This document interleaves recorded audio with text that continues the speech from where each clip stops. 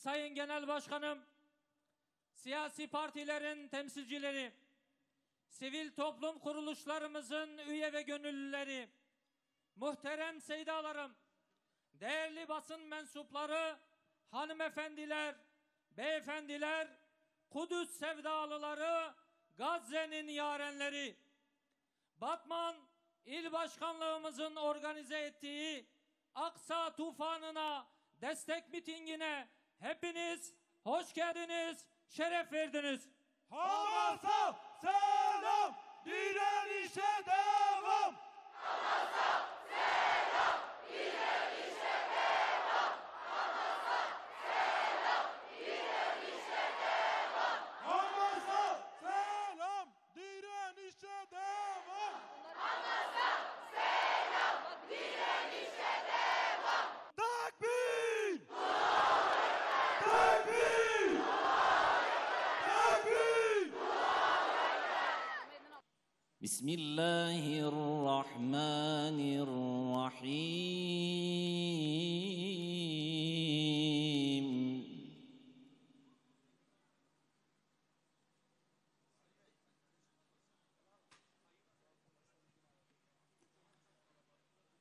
فليقاتل في سبيل الله الذين يشرون الحياة الدنيا بالآخرة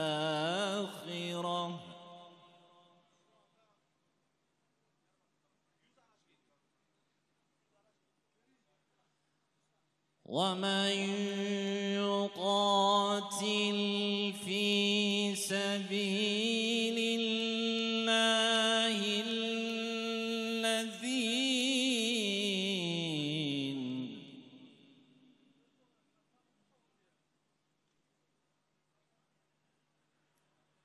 ومن يقاتل في سبيل الله فيقتل أو يغلب فسوف نؤتيه أجرا عظيما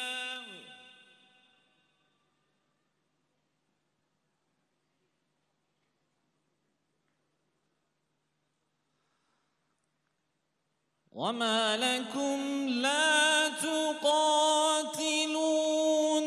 في سبيل الله والمستضعفين من الرجال والنساء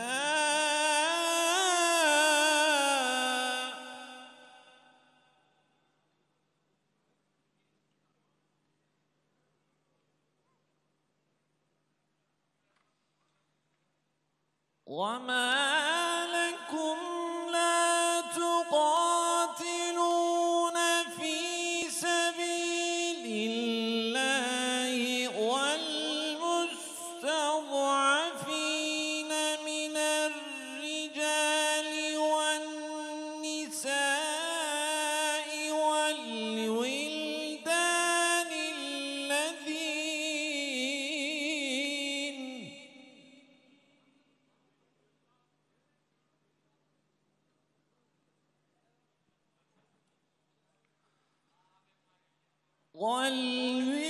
والولدان الذين يقولون ربنا أخرجنا من هذه القرية الظالم أهلها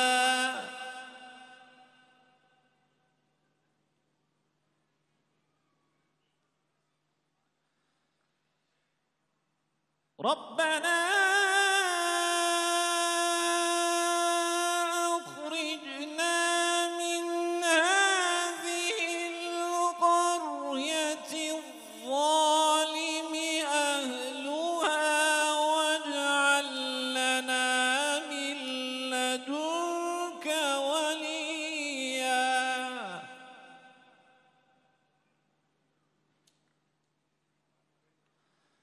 واجعل لنا من لدنك وليا واجعل لنا من لدنك نصيرا. Kahrolsun İsrail, kahrolsun Amerika.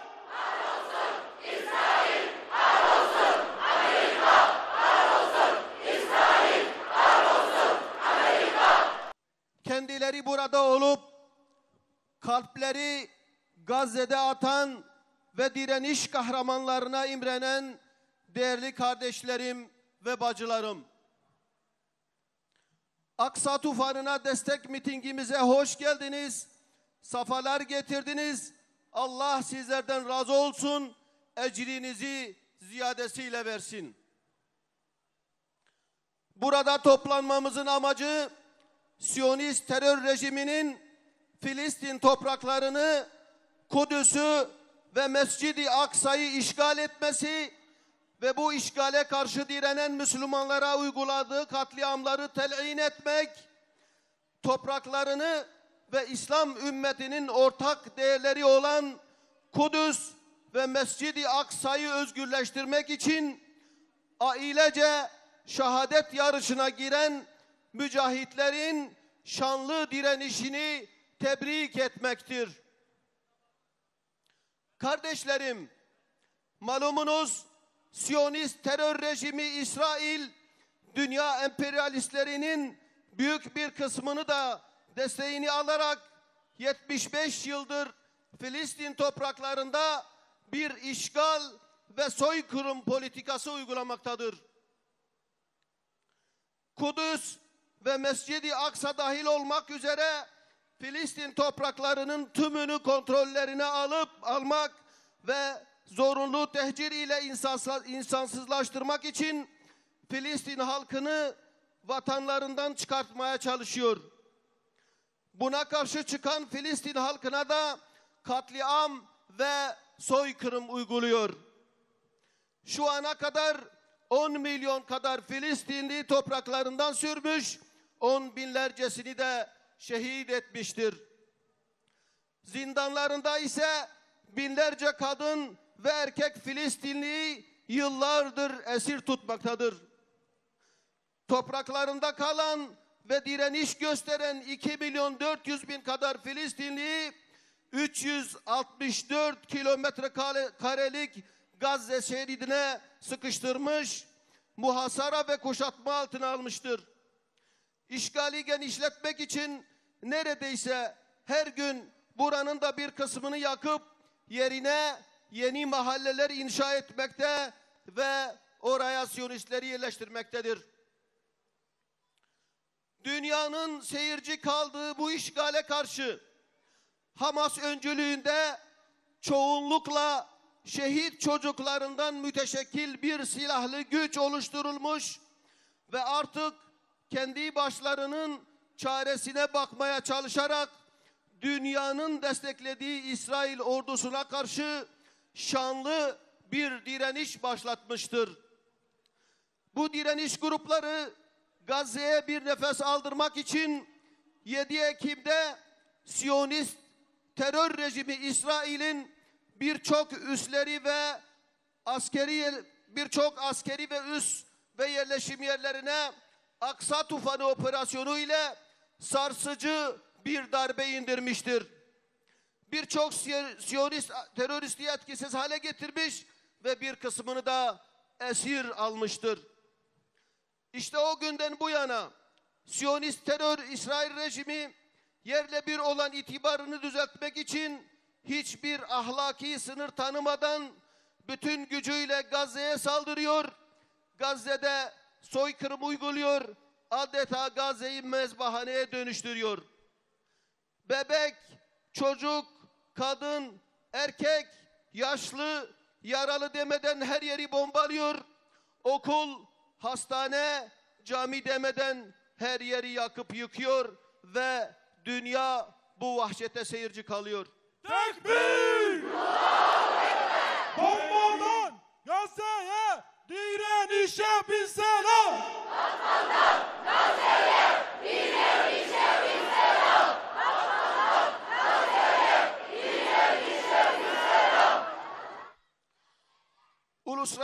sınırlar ve anlaşmalar ile ülkelerin yasaları da biz Müslüman halkları kuşatmış, elimizi kolumuzu bağlamış, oradaki kardeşlerimizin imdadına yetişemiyoruz. Ancak bu miting ve benzeri eylemlerle tarafımızı ilan ediyor ve Siyonist terör örgütü İsrail'in ürünlerini boykot etmek, neslimizi bu zulüm ve vahşet hakkında bilinçlendirmek, Filistin'deki kardeşlerimize dua ve maddi desteklerle İslami ve insani mesuliyetimizi yerine getirmeye çalışıyoruz. Bizler bu meydanda toplanmakla aslında İslami ve insani tavrımıza ve duruşumuza hem birbirimizi hem de Rabbimizi şahit kılıyoruz. Buradan İslam ülkelerinin hükümet ve yöneticilerine şu çağrıda bulunuyoruz. Nehirden denize kadar Filistin'dir. Filistin toprakları üzerinde adı İsrail olan bir yer yoktur ve böyle bir durumu asla kabul etmiyoruz. Tekbir! Tekbir! Tekbir! Müslüman Uyuma! kardeşine sahip çık. Müslüman uyuma! Kardeşine sahip çık!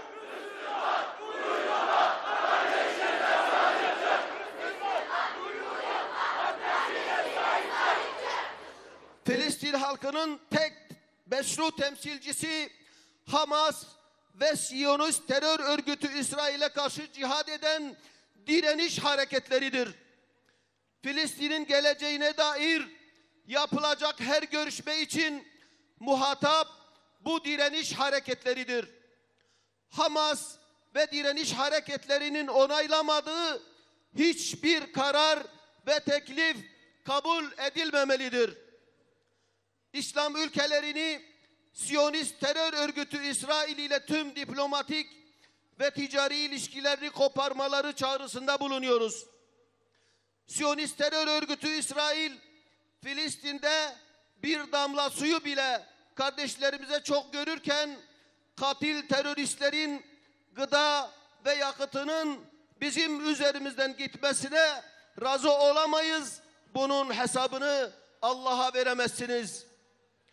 Değerli kardeşlerim, Siyonist terör örgütü İsrail'in mallarına boykota devam edelim. Boykotu küçümsemeyelim.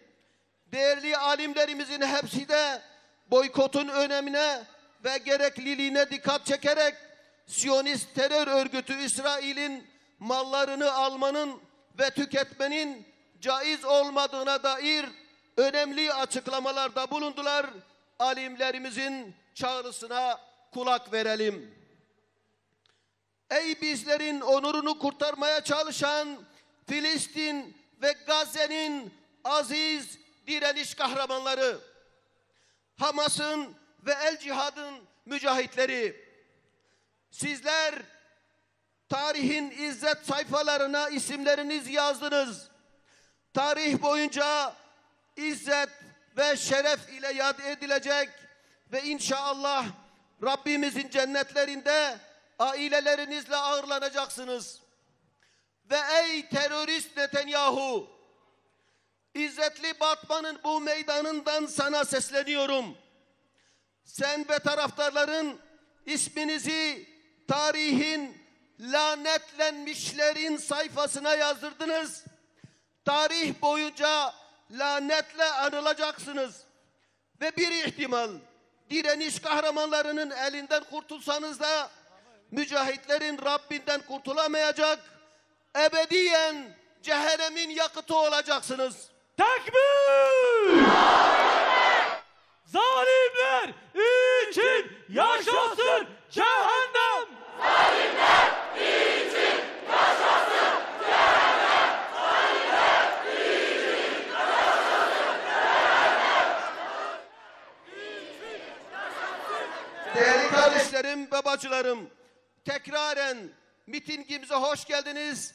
Allahu Teala sizlerden razı olsun. Esselamu aleyküm ve rahmetullahi ve berekatuhu. Bismillahirrahmanirrahim. 7 Ekim'den Aksa tufanının başladığı günden bugüne kadar elhamdülillah vicdanlı Batman halkı, sivil toplum kuruluşları, siyasi partileriyle birlik, beraberlik içerisinde birçok etkinliğe imza attılar. Bugün buradaki etkinlik de bu birlik ve beraberliğin bir ürünüdür, bir sonucudur. Bu birlikteliğimiz sadece Türkiye'de değil, bütün dünya medyasında elhamdülillah karşılık bulmuştur. Bu birliktelik için bu organizasyonu yapan Hüdapar İl Teşkilatı'na teşekkürlerimi sunuyorum. Hak-batıl mücadelesinde bugün hakkı haykırmak için, haktan yana olduğumuz için bir aradayız ve biriz. Rabbim bu birlik ve beraberliğimizi Ruzi Mahşer'de, Havz-ı Kevser'inde de bizi beraber eylesin. Ve bizi birbirimize şahit kılsın. Türkiye'nin ve dünyanın her yerinde, hatta adını bilmediğimiz kara parçalarında bile Gazze ve Filistin'e destek yürüyüşleri yapılıyor. Bu da Aksa tufanının ilk bereketidir. Artık insanlar sorgulamaya başladılar. Siyonizmin, Batı'nın ve işbirlikçilerinin maskeleri inşallah düştü. Kendilerini insan haklarının merkezi olarak gösteren ülkelerin bütün örtüleri düştü. Çıplak kaldılar.